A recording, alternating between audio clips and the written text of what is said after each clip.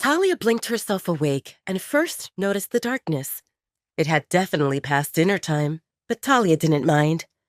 She buried her head deeper into the pillow, indulging in the softness and warmth that came with the scent of the forest and dark chocolate. Talia paused and took a few sniffs to confirm that her nose didn't play tricks on her. Talia looked around to ascertain that she stayed on her own. She felt confused. The room didn't smell like Damon before she fell asleep, but now it did. She liked his scent. It mixed her two favorite things, forest and a sweet treat. Talia wondered if Damon had come to check on her while she slept. Talia shook that thought away. Why would an alpha come to check on her? It seemed more probable that Stephanie or Maya brought something that had Damon's scent on it, but she couldn't see anything different. Talia decided to stop thinking about it. It didn't matter. She listened carefully and picked up no sounds.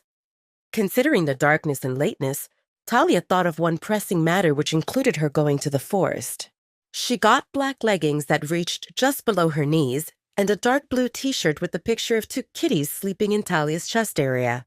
Unfortunately, other than shiny flip-flops that Maya gave her earlier and running shoes with cracked soles, Talia didn't have any other footwear, so she opted for flip-flops.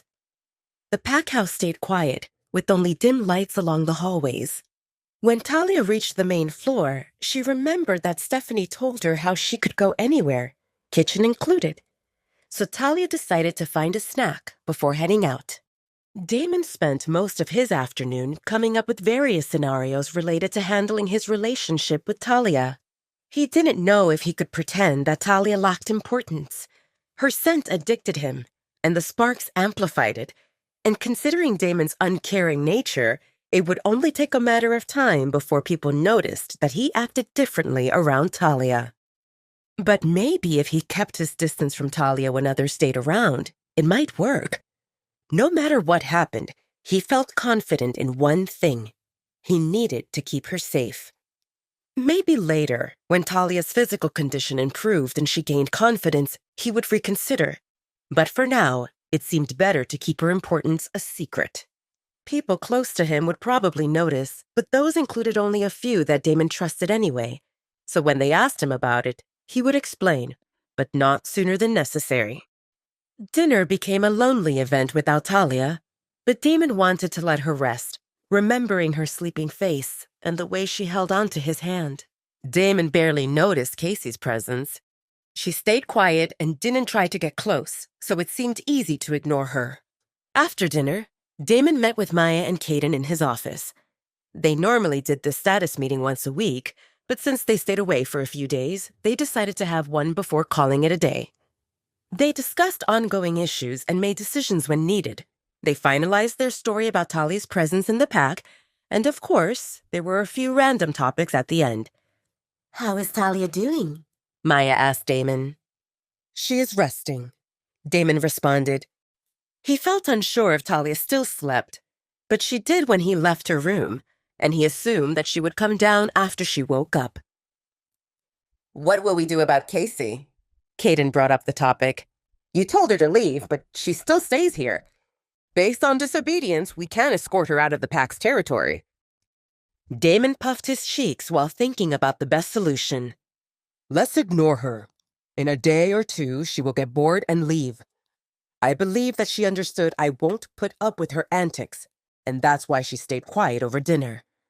Caden and Maya both frowned at this. "I think that Casey stayed quiet because she was plotting something," Maya said. Damon didn't disagree with this, but I would love to kick Casey out. Unfortunately, I can't do it without her committing a serious offense because I need to think about the pack. Based on Casey's behavior so far, she only chases after me. And saying she annoys me doesn't give a good reason to risk straining the relationship with the Steelbite pack. After Casey leaves, we will send a memo to the Steelbite pack and any other in the area that outsiders can't come and go as they please. Let's come up with a story that due to increased attacks, we raised our vigilance and non-members can't come without previous approval. That will allow us to stop Casey at the border next time. Damon spread his arms toward Caden and Maya. If you have a better idea, I'm all ears. There existed no better ideas. They all knew that Damon spoke correctly. They led a pack, and they had to put their personal feelings aside, even if facts backed them up. Unless firm evidence existed against Casey, they couldn't just kick her out. But this showed progress. Damon never considered preventing Casey from coming to the Dark Howlers pack, and the fact that she could come and go freely emboldened her. Maya would love to witness when Casey found out that she couldn't come again because she didn't have approval from Damon, Caden, or Maya. And Casey would never get approval unless it involved official business and Alpha Richard, aka Casey's father, sent her as PAC's delegation. Of course, they all knew that Casey didn't come here without someone supporting her, and that probably meant her father.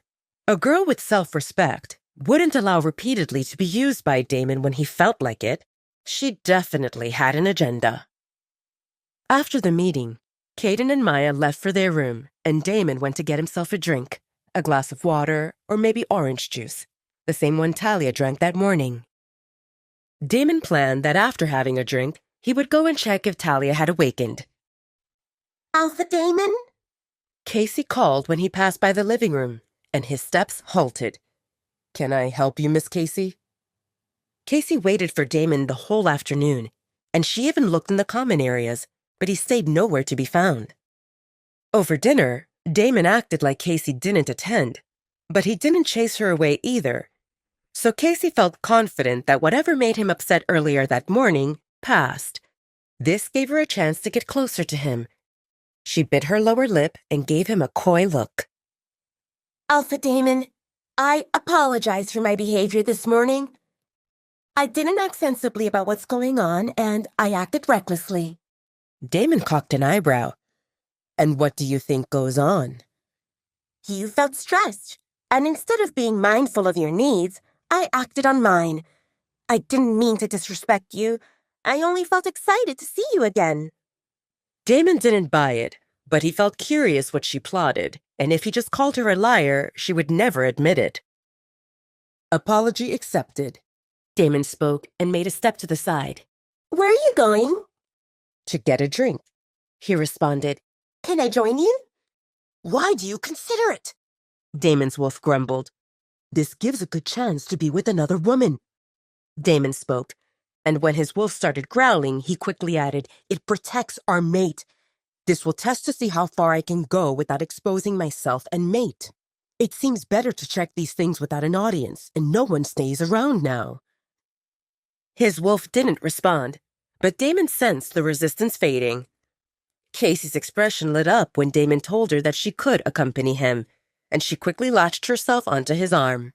Damon gritted his teeth and forced himself not to push Casey away. He represented a mighty warrior, and he could endure this. He focused so much on examining his emotions and containing his impulse to shake Casey off that he didn't notice another presence in the kitchen. Casey turned on the lights and Talia froze with an apple in one hand and a broken chunk of bread in another. Looking at Talia's clothes and bruised unknown appearance, Casey assumed that she looked at an omega. After all, if Talia had any standing, Casey would remember her. Casey frowned at Talia. Are you stealing food? Talia's eyes widened, and her heart thundered in her chest at the unpleasant memories that resurfaced due to Casey's expression and way of speaking. On instinct, Talia swiftly placed the bread and the apple on the kitchen counter like they burned her hands. Talia saw Damon glaring at her like she shouldn't be here, and her heart cracked a little. Talia lowered her head and closed her eyes while trying to suppress the swelling of negative emotions. Why did she think that this place would differ?